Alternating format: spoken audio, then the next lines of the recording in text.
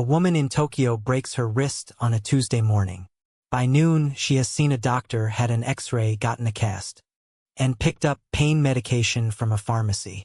The total cost, paid on the spot, is less than the copay many Americans pay just to walk through a hospital door. No surprise bill arrives in the mail weeks later. No phone calls with an insurance company. No mystery about what any of it costs, because she already knew the price before she sat down in the waiting room. This is not a rare story. It is an ordinary Tuesday. Somewhere between a national health insurance law passed decades ago and a set of pricing rules that almost nobody outside Japan has heard of, the country built a system where getting sick is stressful, but paying for it almost never is. Picture a typical trip to a doctor's office in the United States. First comes the phone call to check if the clinic is in network. Then comes the wait for an appointment, sometimes weeks out. At the visit itself, a patient might see a bill for the office visit, a separate bill for any tests, and sometimes a third bill from a specialist who was in the room but bills independently. Weeks later, an explanation of benefits arrives, followed by an actual invoice. And the amount owed can be a surprise even to people who have insurance. Emergency rooms are worse. A single visit can produce bills reaching into the thousands of dollars, and very few people know the price before they are treated. Now picture the same kind of day in Japan. Almost everyone, citizen or long-term resident, is enrolled in one of two overlapping public insurance systems. Employees are typically covered through employer-based insurance, while everyone else, including the self-employed, retirees, while students is covered through a community-based national health insurance program. There is no need to shop for a plan on an exchange, no annual open enrollment scramble, and no risk of being uninsured because a job changed. Coverage exists by default, and it follows the person, not the employer. The twist is not just that insurance is universal. It is that the price of nearly every medical service in the country is set by the government itself, the same price at every clinic and hospital, whether in central Tokyo or a small fishing town in Hokkaido. A stitched cut costs the same in a shining Osaka hospital as it does in a rural clinic 3 hours away by train. That single fact, a nationally fixed price list for medicine, is the quiet engine behind everything that follows. Why does a doctor visit in Japan almost never come with sticker shock? The answer starts with something called the National Fee Schedule. Every 2 years, a government committee made up of doctors, insurers, and health officials sits down and negotiates the exact price of thousands of medical procedures, from a basic checkup to a heart bypass. Once that price is set, it applies everywhere in the country, at every hospital and clinic, public or private. Compare that to the American system, where the same MRI scan can cost several $100s in one city and several $1,000s a few miles away, depending on which hospital network is billing and which insurance company is negotiating on the patient's behalf. In the United States, prices are the result of thousands of private negotiations between insurers and providers, often kept confidential. In Japan, the price is simply public. A patient can, in principle, look up the cost of a procedure before ever booking an appointment. There is no negotiation to be had, because there is nothing left to negotiate. This single decision, one national price list instead of thousands of private deals, removes an entire layer of complexity that American patients navigate constantly. It also removes the incentive for hospitals to compete on price at all, because price is not something any hospital controls. Instead, hospitals compete on service, wait times, and reputation, which shifts the entire focus of the system toward the patient experience rather than billing strategy. Even with fixed prices, medical care still costs money. So how does a broken wrist end up costing so little out of pocket? The answer lies in how the bill is split. Under Japan's insurance system, most patients pay a portion of the fixed price out of pocket, generally around 30%, while the insurance system covers the rest.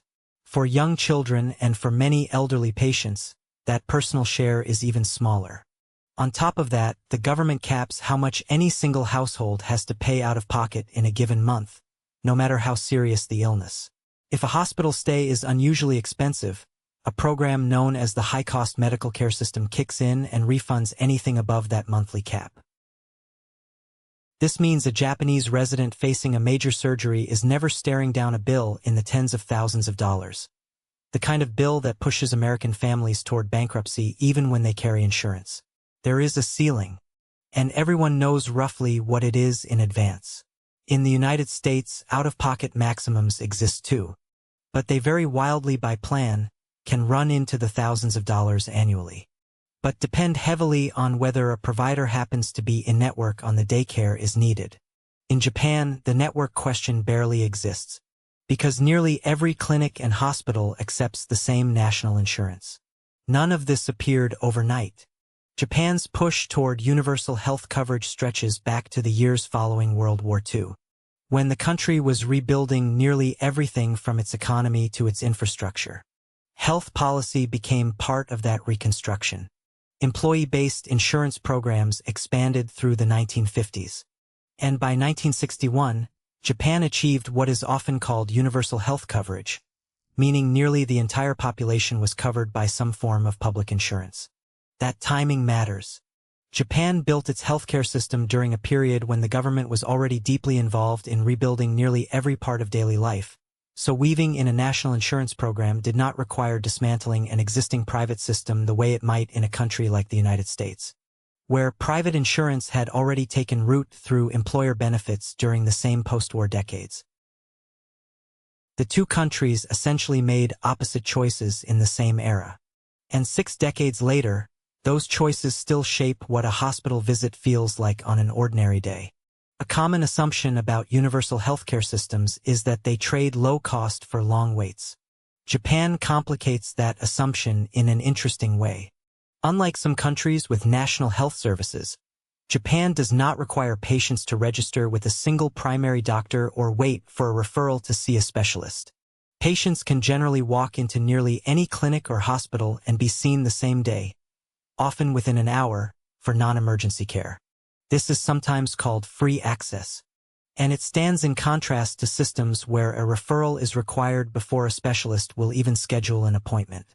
The trade-off is that popular hospitals in major cities can have crowded waiting rooms, since patients are free to go wherever they choose rather than being assigned to a specific facility. But the ability to walk in without a referral, often on the same day, is a genuine convenience that many Americans do not experience, especially when trying to see a specialist through an employer-based insurance plan that requires prior authorization first. In Japan, the friction is often shorter waits at the front door and slightly longer waits in the chair, rather than weeks of scheduling before care can even begin. In a system where prices are fixed nationwide, an American instinct might be to ask what happens to quality.